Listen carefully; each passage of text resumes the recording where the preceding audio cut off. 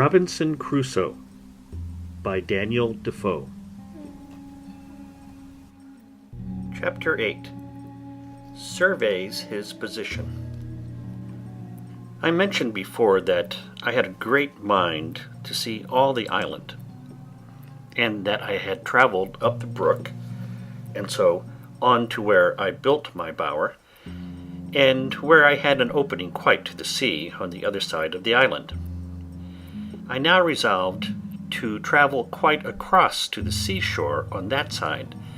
So, taking my gun, a hatchet, and my dog, and a larger quantity of powder and shot than usual,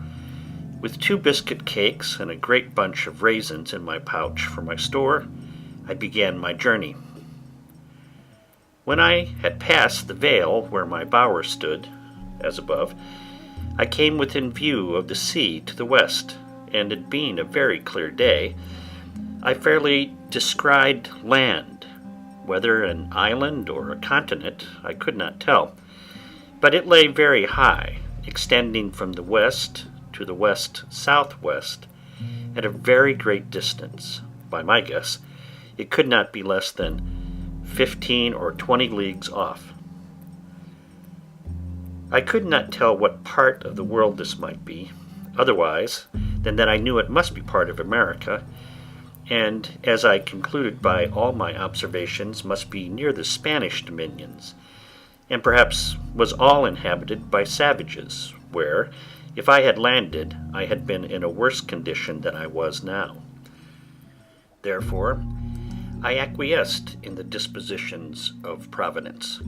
which I began now to own and to believe ordered everything for the best. I say, therefore, I quieted my mind with this, and left off afflicting myself with fruitless wishes of being there.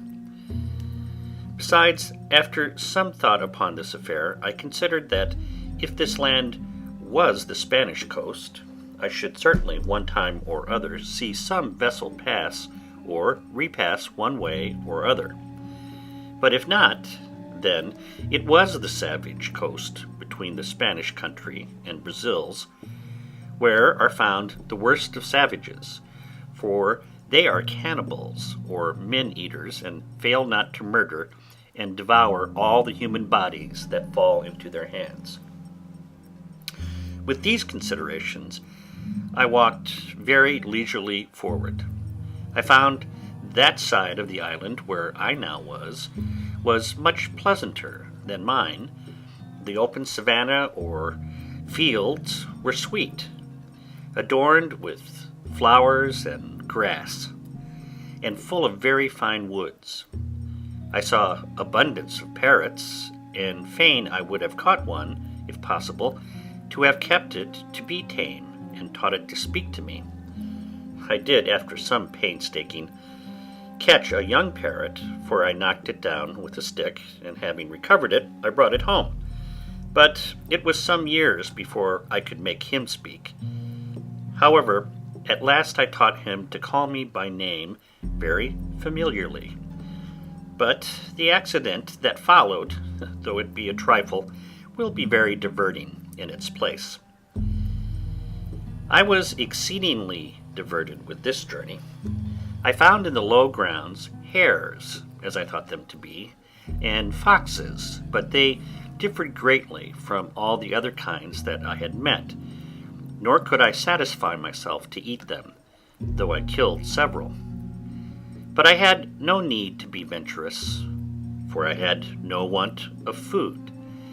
and of that which was very good too, especially these 3 sorts,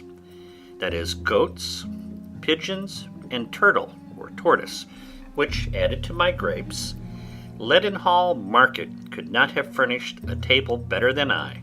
in proportion to the company. And though my case was deplorable enough,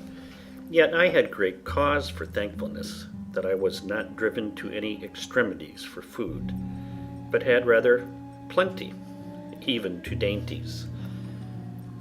I never traveled in this journey above 2 miles outright in a day or thereabouts, but I took so many turns and returns to see what discoveries I could make, that I came weary enough to the place where I resolved to sit down all night, and then I either reposed myself in a tree or surrounded myself with a row of stakes set upright in the ground,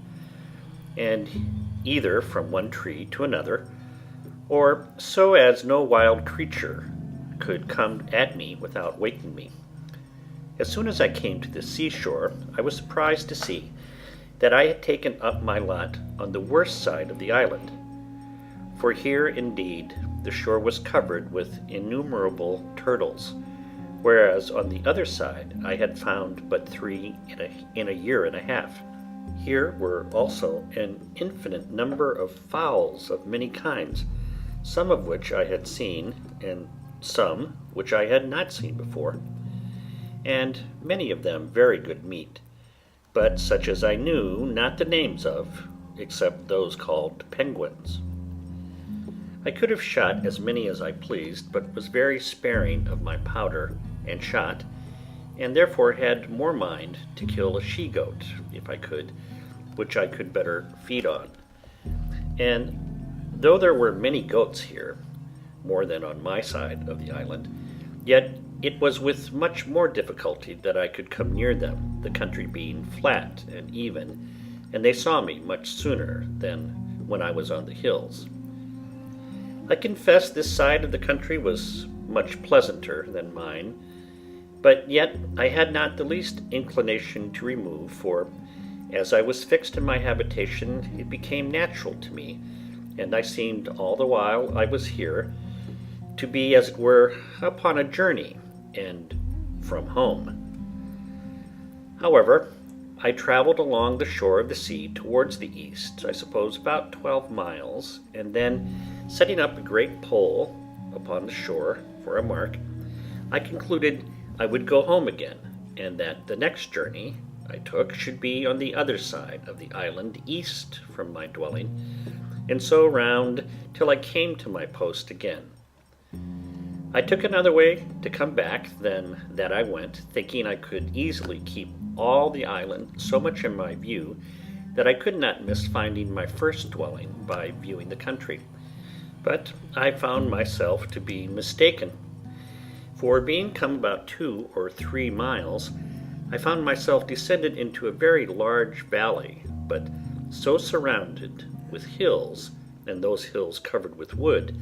that I could not see which was my way by any direction but that of the sun, nor even then unless I knew very well the position of the sun at that time of the day. It happened to my further misfortune that the weather proved hazy for 3 or 4 days while I was in the valley, and not able to see the sun, I wandered about very uncomfortably, and at last was obliged to find the seaside, looking for my post, and come back the same way I went. And then by easy journeys I turned homeward, the weather being exceeding hot, and my gun, ammunition, hatchet, and other things very heavy. In this journey my dog surprised a young kid, and seized upon it, and I, running in to take hold of it, caught it and saved it alive from the dog. I had a great mind to bring it home if I could, for I had often been musing whether it might not be possible to get a kid or 2, and so raise a breed of tame goats which might supply me when my powder and shot should be all spent. I made a collar for this little creature, and with a string, which I made of some rope yam, which I always carried about me, I led him along, though with some difficulty, till I came to my bower, and there I enclosed him and left him, for I was very impatient to be at home, from whence I had been absent above a month. I cannot express what a satisfaction it was to me to come into my old hutch and lie down in my hammock bed. This little wandering journey, without settled place of abode, had been so unpleasant to me that my own house, as I called it to myself, was a perfect settlement to me compared to that, and it rendered everything about me so comfortable that I resolved I would never go a great way from it again, while it should be my lot to stay on the island.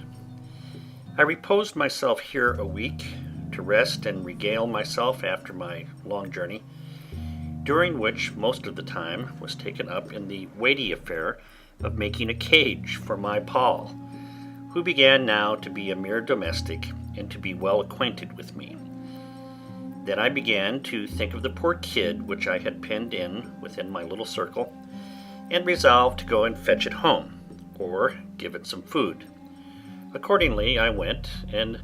found it where I had left it, for indeed it could not get out, but was almost starved for want of food. I went and cut boughs of trees and branches of some shrubs as I could find, and threw it over, and having fed it, I tied it as I did before to lead it away. But it was so tame with being hungry that I had no need to have tied it, for it followed me like a dog, and as I continually fed it, the creature became so loving, so gentle, and so fond, that it became from that time one of my domestics also, and would never leave me afterwards. The rainy season of the autumnal equinox was now come, and I kept the 30th of September in the same solemn manner as before, being the anniversary of my landing on the island, having now been there 2 years, and no more prospect of being delivered than the first day I came there. I spent the whole day in humble and thankful acknowledgments of the many wonderful mercies which my solitary condition was attended with, and without which it might have been infinitely more miserable. I gave humble and hearty thanks that God had been pleased to discover to me that it was possible I might be more happy in this solitary condition than I should have been in the liberty of society and in all the pleasures of the world, that he could fully make up to me the deficiencies of my solitary state and the want of human society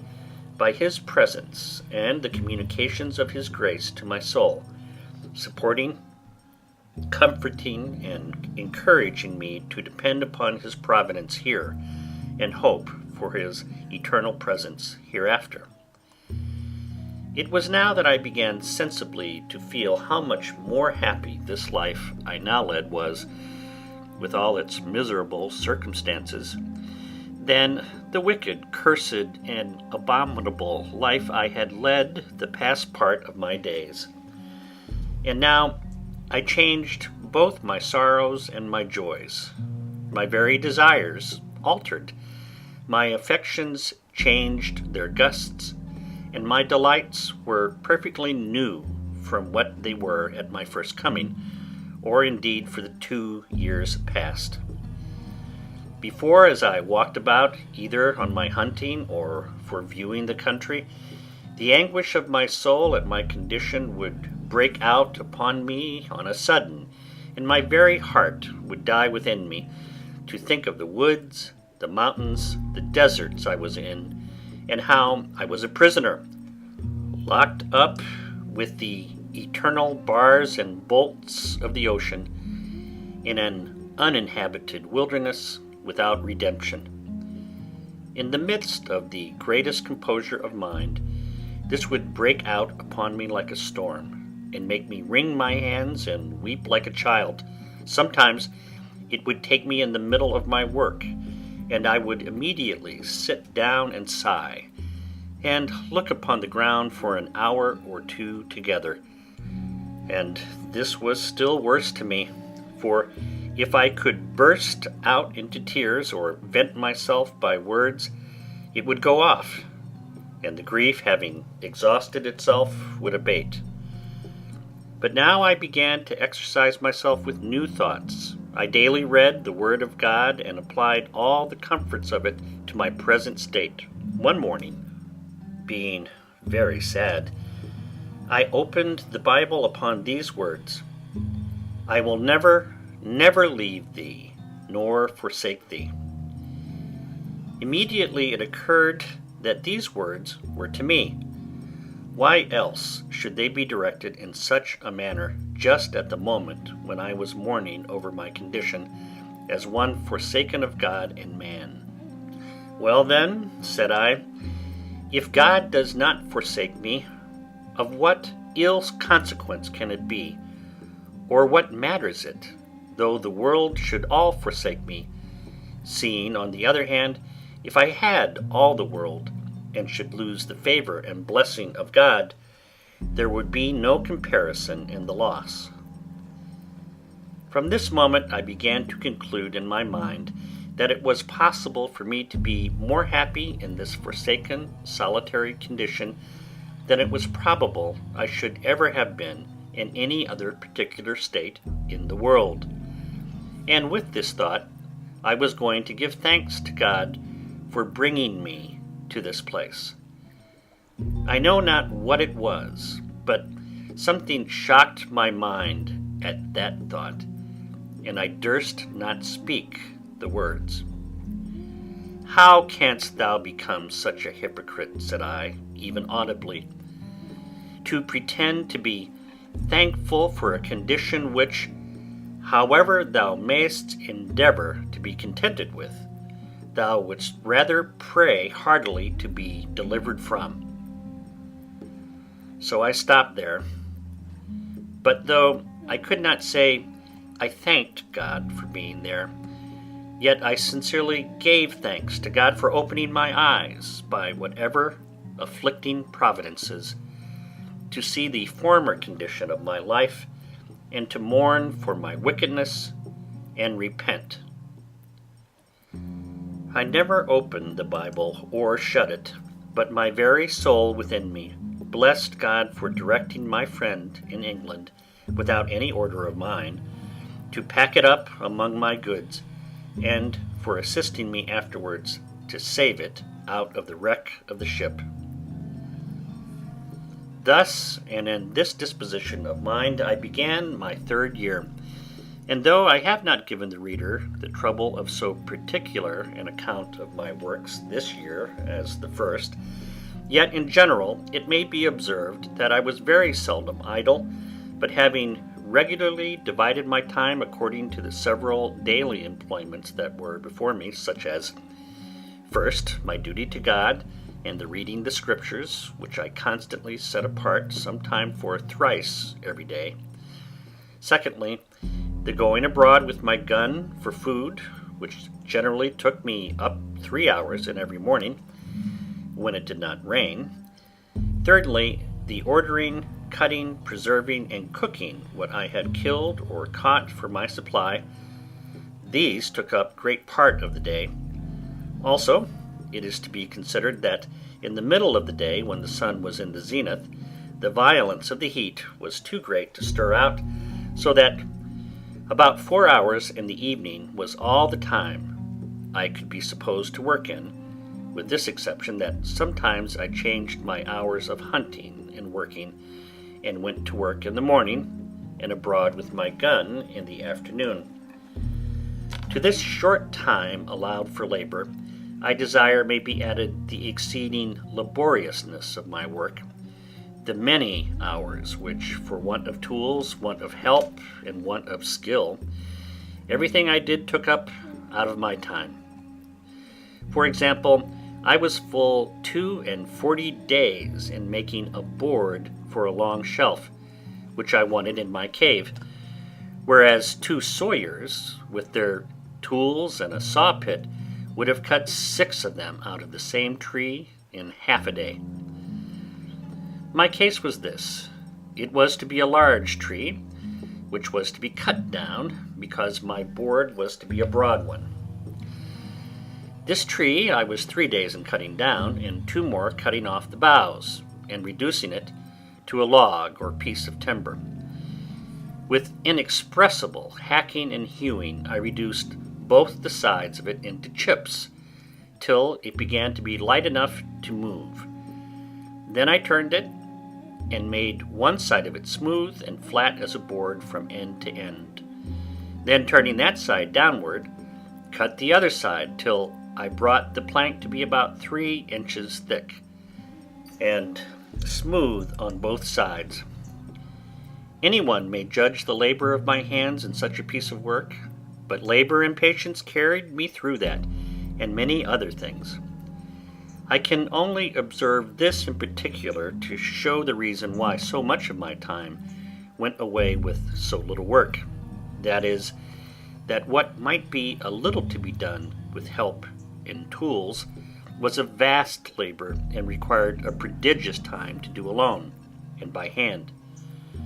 But notwithstanding this, with patience and labor, I got through everything that my circumstances made necessary to me to do, as will appear by what follows. I was now in the months of November and December expecting my crop of barley and rice. The ground I had manured and dug up for them was not great, for, as I observed, my seed was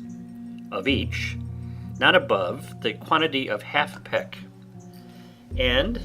for I had lost one whole crop by sowing in the dry season. But now my crop promised very well, when on a sudden I found I was in danger of losing it all again by enemies of several sorts, which it was scarcely possible to keep from it, as, first, the goats and wild creatures which I called hares, who, tasting the sweetness of the blade, lay in it night and day as soon as it came up, and ate it so close that it could get no time to shoot up into stalk. This I saw no remedy for but by making an enclosure about it with a hedge,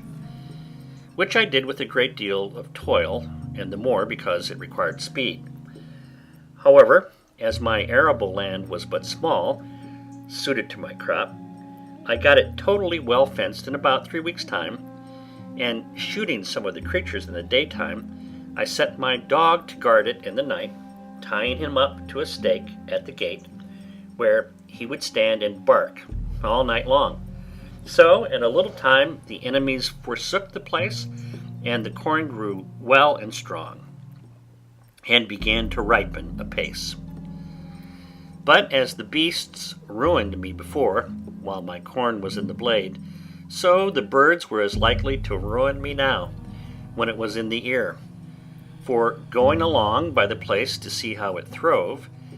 I saw my little crop surrounded with fowls, of I know not how many sorts, who stood, as it were, watching till I should be gone. I immediately let fly among them, for I always had my gun with me. I had no sooner shot, but there rose up a little cloud of fowls, which I had not seen at all, from among the corn itself. This touched me sensibly, for I foresaw that in a very few days they would devour all my hopes, that I should be starved and never be able to raise a crop at all, and what to do I could not tell. However, I resolved not to lose my corn, if possible, though I should watch it night and day. In the first place, I went among it to see what damage was already done, and found they had spoiled a good deal of it, but that, as it was yet too green for them, the loss was not so great, but that the remainder was likely to be a good crop, if it could be saved. I stayed by it to load my gun, and then coming away I could easily see the thieves sitting upon all the trees about me, as if they only waited till I was gone away, and the event proved it to be so, for as I walked off, as if I was gone, I was no sooner out of their sight than they dropped down one by one into the corn again. I was so provoked that I could not have patience to stay till more came on, knowing that every grain that they ate now was, as it might be said easily, a peck loaf to me in the consequences. But coming up to the hedge, I fired again and killed 3 of them. This was what I wished for. So I took them up and served them as we serve notorious thieves in England, hanged them in chains for a terror of them. It is impossible to imagine that this should have had such an effect as it did, for the fowls would not only not come at the corn, but, in short, they forsook all that part of the island, and I could never see a bird near the place as long as my scarecrows hung there. This I was very glad of, as you may be sure. And about the latter end of December, which was our second harvest of the year, I reaped my corn. I was sadly put for a scythe or sickle to cut it down, and all I could do was to make one as well as I could out of one of the broadswords or cutlasses which I saved among the arms out of the ship. However, as my first crop was but small, I had no great difficulty to cut it down. In short, I reaped it in my way, for I cut nothing off but the ears, and carried it away in a great basket which I had made, and so rubbed it out with my hands, and at the end of the harvesting I found that out of my half peck of seed I had near 2 bushels of rice, and about 2 bushels and a half of barley. That is to say, by my guess, for I had no measure at that time. However, this was a great encouragement to me, and I foresaw that in time it would please God to supply me with bread. And yet, here I was perplexed again, for I neither knew how to grind or to make meal of my corn, or indeed how to clean it and part it, nor, if made into meal, how to make bread of it. And if how to make it, yet I knew not how to bake it. These things, being added to my desire of having a good quantity of store, and to secure a constant supply, I resolved not to taste any of this crop, but to preserve it all for seed against the next season. In the meantime, to employ all my study and hours of working to accomplish this great work of providing myself with corn and bread. It might be truly said that now I worked for my bread. I believe few people have thought much upon the strange multitude of little things necessary in the providing, producing, curing, dressing, making, and finishing this one article of bread. I, that was reduced to a mere state of nature, found this to my daily discouragement, and was made more sensible of it every hour, even after I had got the first handful of seed corn, which, as I have said, came up unexpectedly, and indeed to a surprise. First, I had no plough to turn up the earth, no spade or shovel to dig it. Well, this I conquered by making a wooden spade, as I observed before, but this did my work but in a wooden manner, and though it cost me a great many days to make it, yet for want of iron it not only wore out soon, but made my work the harder, and made it be performed much worse. However, this I bore with, and was content to work with it out with patience, and bear with the badness of the performance. When the corn was sown, I had no harrow, but was forced to go over it myself, and drag a great heavy bough of a tree over it, to scratch it, as it may be called, rather than rake or harrow it. When it was growing and grown, I have observed already how many things I wanted to fence it, secure it, mow or reap it, cure and carry it home, thrash, part it from the chaff, and save it. Then I wanted a mill to grind it, sieves to dress it, yeast and salt to make it into bread, and an oven to bake it in. But all these things I did without, as shall be observed, and yet the corn was an inestimable comfort and advantage to me too. All this, as I said, made everything laborious and tedious to me, but that there was no help for. Neither was my time so much lost to me, because, as I divided it, a certain part of it was every day appointed to these works. And as I had resolved to use none of the corn for bread till I had a greater quantity by me, I had the next 6 months to apply myself wholly